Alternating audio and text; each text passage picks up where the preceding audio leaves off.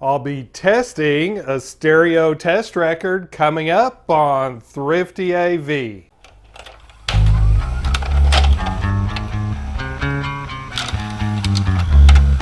On a thrifting trip a while back, I found two stereo test records. This one published by Stereo Review. This one published by Realistic. Both of these are pretty old, but they should still work on modern gear. There are still folks making test records like Hifi News, and there's one called the Ultimate Test LP that you can order from Amazon.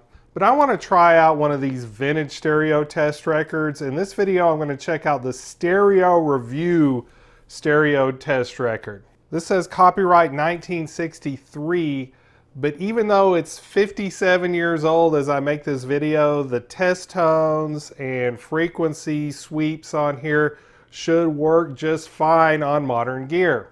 Now, a record like this will help you set up your equipment, but I want to do whatever I can to set this stuff up before I play this record. The turntable I'll be using is a GLI Pro SL2500. It is a direct drive DJ turntable that's patterned after the Technics SL1200.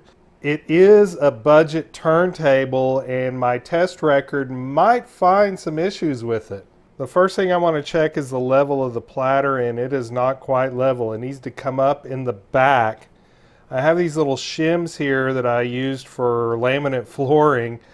This is 5 millimeters thick right here. I'm going to put 2 of these on each of the back feet. That did the trick. This bubble's in the middle now. The next thing I want to check is cartridge alignment. I'm going to use this mirrored protractor here, and I check it in 2 locations. I check it here and it's square, and then I check it over here and it's also square there. When I mounted my cartridge to this head shell, I used this overhang gauge to make sure that the stylus was landing in the right spot, and it was. I have the speed centered up in the quartz locked position. I've dimmed the light so you can see the strobe at 33 RPM. This second one up here should look still, and it does. You can see if I adjust the speed, it starts looking like it's moving when I go faster, and it goes the other direction when I go slower. So I'm going to set it back to its quartz locked position, and the speed for 33 RPM is correct. The optimal tracking force for this Shure cartridge is 1.25 grams with the stabilizer up, and I'm reading 1.26, which is definitely close enough. I will be recording this record as I go. For my preamp stage, I'm going to be using the Art Accessories USB Phono Plus, but I'm not using the USB feature on this, just the preamp stage, because I'm going to be recording on my Tascam DR40 24-bit WAV files, plugging it into these RCA to XLR adapters. I will be monitoring my recording with these AKG K240DF headphones. These have very accurate frequency response. When I first purchased this record, I cleaned it in my Spin Clean record washer and placed the record in a brand new poly sleeve. I was very happy to find the instruction pamphlet for this record inside the jacket of the record. I need to set the record level so that this green light stays green and I don't get any clipping. I'm going to go with a rubber mat, not a felt mat, for this demonstration. Speaker phasing test. Here we have a stereo warbling tone that if your speakers or anything in the signal path is out of phase, will cancel each other out. So it'll be much quieter if you have a phase issue. It'll be more obvious if I convert this track to mono. Here is mono with both channels mixed in phase. Here is mono with both channels mixed out of phase. This is the left channel. And this is when I discovered I had my headphones on backwards. This is the right channel. Channel balance test. This is white noise that they suggest you use to adjust the balance so that it's the same on the left and right, and the tone characteristics of each side. Frequency response test. Left channel. Here they compare warbles of different frequencies to a reference warble that goes from 920 to 1300 hertz. And even though the frequencies are different, the amplitude should be the same. 1.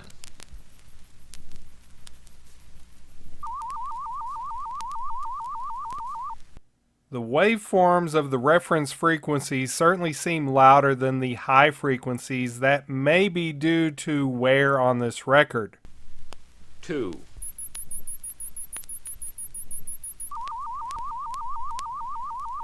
All the other left channel frequencies have a much closer amplitude match. 3. Let's skip down to some low frequencies. 17.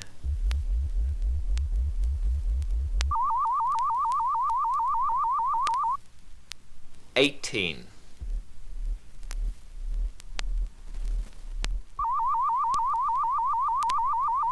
'They then repeat the same series of tests for the right channel with essentially the same results. 2.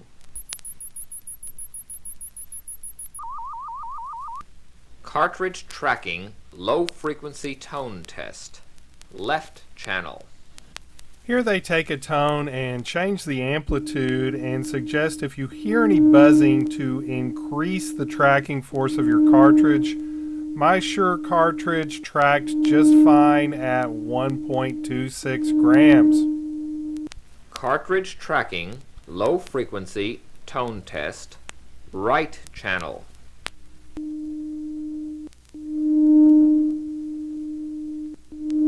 I did notice some buzzing on the right channel, and there's a note in the instructions saying that right channels sometimes need to be set higher on the tracking force.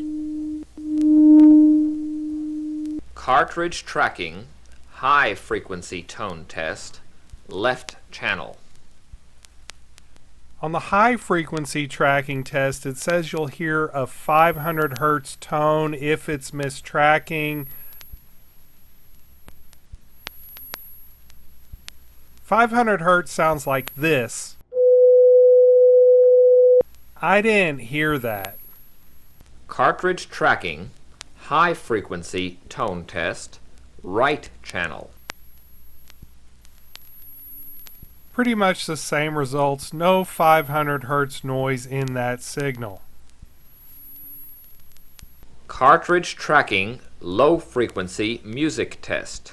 Uh-oh, this might be a 57-year-old record, but I can still get popped with copyright, so I'm gonna pretty much skip this one. Cartridge tracking high frequency music test. Different frequency range, still a copyright risk. Right channel separation test. This is an interesting test where you're supposed to use the balance control on your stereo and turn it all the way to the right and see how much left channel signal is bleeding into the right channel. So I'm going to mute the left channel and start this test over. 1.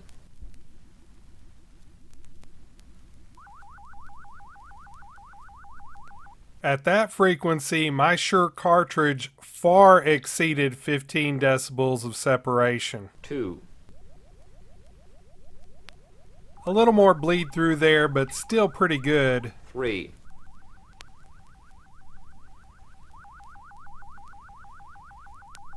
4. It seems like there's more bleed through on the higher frequencies. 5.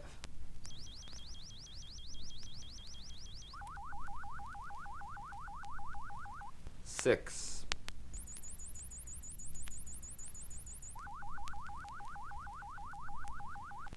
7. This is so high frequency it's hard to hear.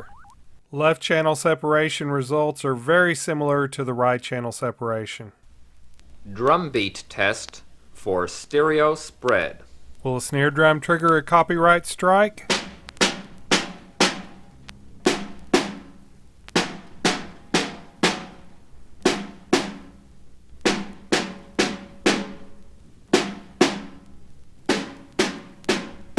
These drum beats sound evenly spaced in the sound field, and that's what they're supposed to sound like. The remainder of side 1 and the entirety of side 2 are music tests, and I don't want to risk a copyright strike, so I'm not going to do them. What I've learned is I might need to set my tracking force a little bit higher than the recommended force by Shure. Also, I learned that this record might be a little bit worn out from the lack of high frequency response. Now, I have another test record here that I could check out, so if you want me to, tell me so in the comments and I'll be sure to do that. If you enjoyed this video, please like and subscribe. Thank you to my patrons for supporting this channel, and remember, stay thrifty, everyone.